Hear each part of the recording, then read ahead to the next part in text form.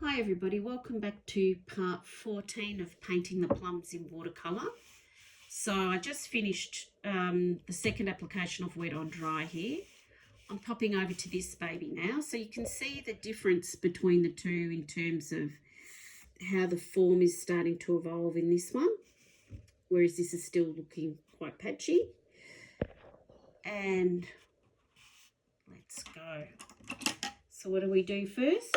We add the water. Got my size 6 brush here.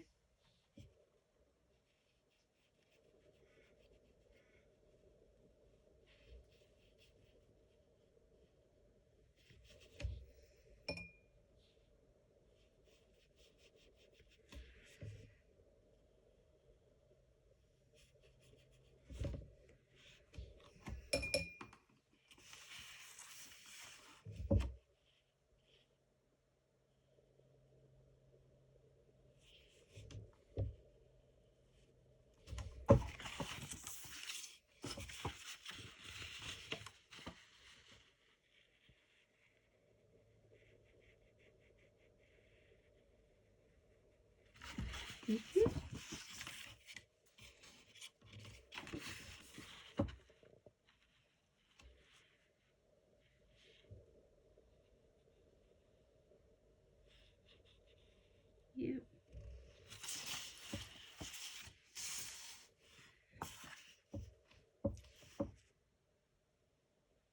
So notice I put water over the stem, so that's dried.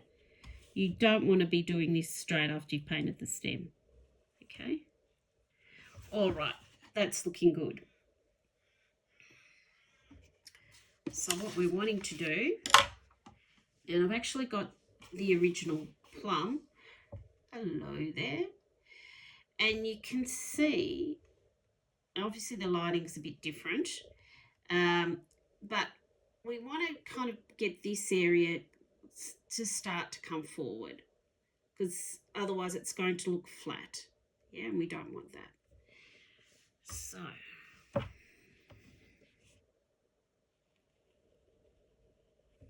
what we're going to do is go around Antarctica.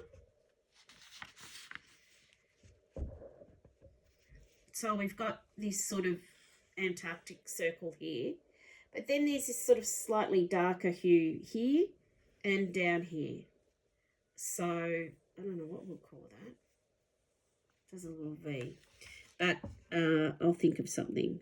And what we are going to use is the mid-tone. So we use the mid colour. So in the last application we added a bit of blue to this because the plum behind it is darker. So let's get this happening. I'll just clean that brush. I'm going to use my size 3. And I do like, I'm enjoying this. It's got a nice tip to it. So I'm using this size 3. This is a smaller size 3, so if you've got a 2, that'll be fine. Yeah. Now, I'm adding paint around Antarctica. And there's sort of a bit of a dark splotch here. Now, Amanda, you didn't wait for the paint to, the water to dry. So just settle.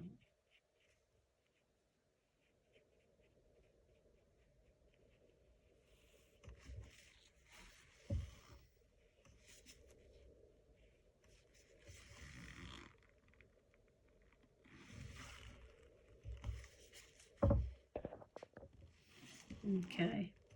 I think it's soaked in a bit more. So it sort of splits and comes down and around here. So we're merging Antarctica with its outside islands, archipelago. I don't know.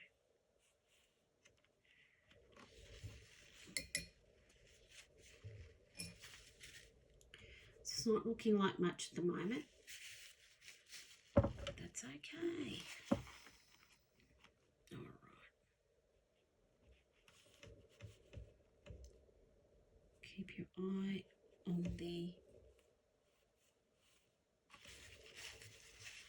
subject. Now I'm coming back with my short head brush. I just feel like I'll have a bit more control.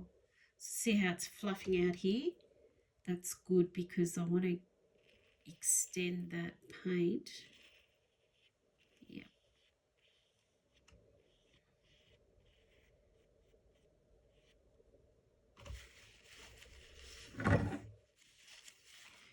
And there's just a little bit of a gap here.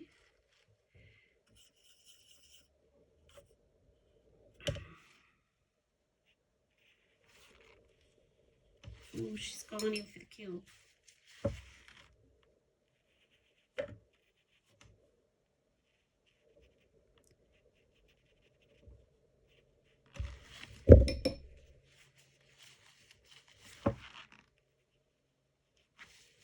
So I'm constantly, I've got paper towel in my hand and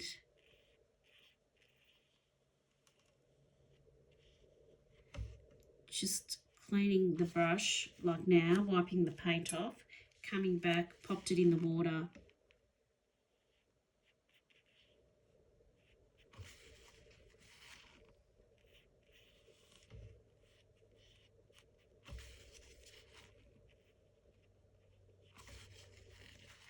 Okay.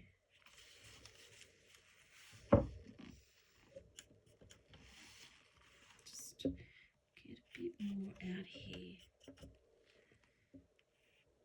So I haven't got any water on my brush then. You don't want to be adding more water to the paper, or else it'll go, it'll dilute. Now this is, that's it, come on, you can do this.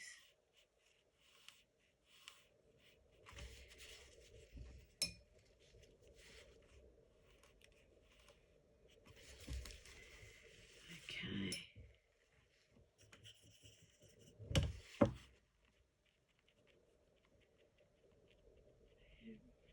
Just all there.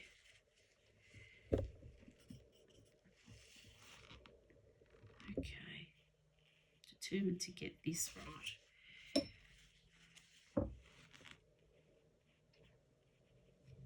That's better.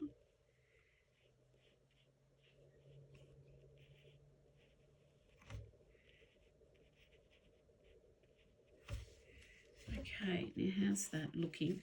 That's dried over here. I'm adding some more water using a smaller brush, a size 0. Because I've got to get that shadow on.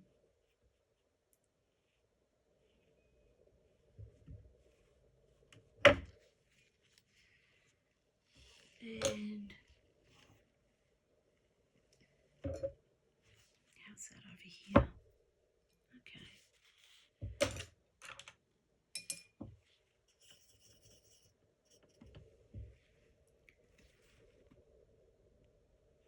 Just coming over here.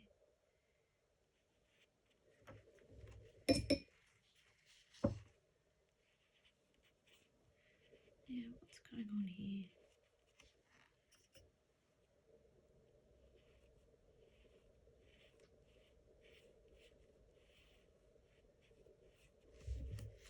That's looking a bit better. Back in. Wasn't happy with that because it was looking quite patchy. Now I'm coming back in with my 0 brush and, oh, what colour do I want to make this? I want to use that dark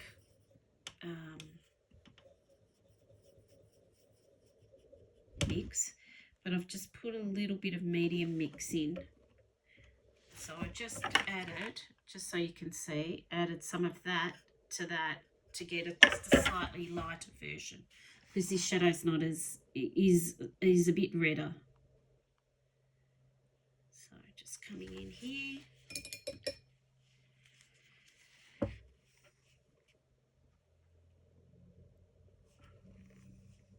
And that really is coming up here. Yep. Much higher than the other side. Yep. Again, notice how I'm really keeping all this quite light.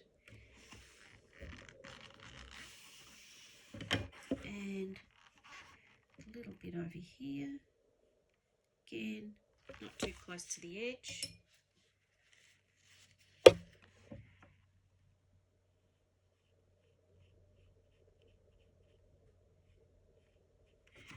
Alright, now,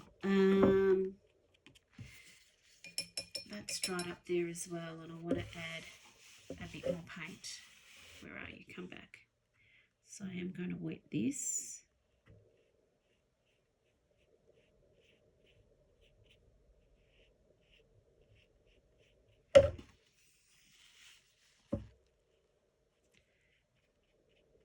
Just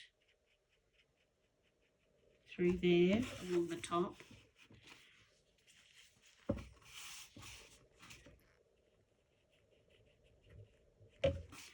Okay, and I'm going to use just a tad of my medium red mix. Okay, mix number 2.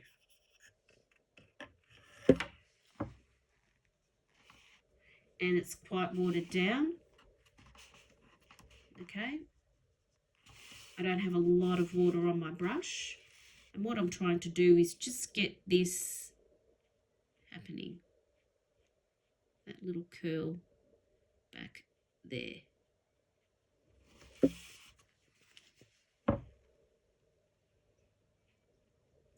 So the good thing is the paint is drying, the water is drying very quickly.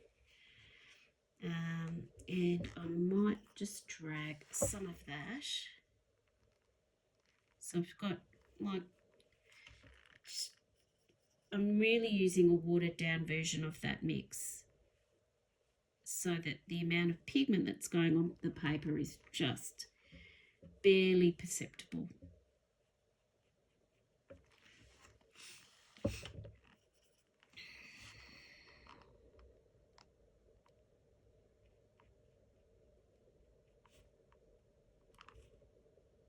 Just a few dabs here and there.